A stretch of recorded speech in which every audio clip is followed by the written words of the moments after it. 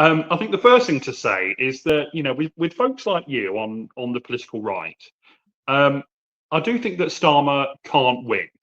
If he says nothing on St George's Day, or very little, he's called unpatriotic.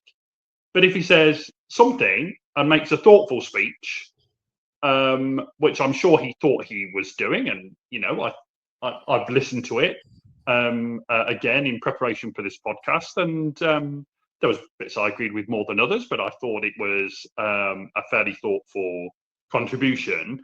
But if he says, but for you lot on the right, even if he does make a speech like he did this week, he's then just a plastic patriot and doesn't really mean it. So, I mean, my first thing to say is that you guys on the right need to make your mind up about what your attack on Keir Starmer is. I think the second thing to say, and again, where I'd argue with one of your points there, Chris, is that I think that one of the, and as I say, I'm not particularly a great one for patriotism, and perhaps I'll explain why shortly. But what I would say is that one of the great things about the English, the British, actually is that we're not afraid of questioning power. We're not afraid of giving our view, as we do on this podcast each week.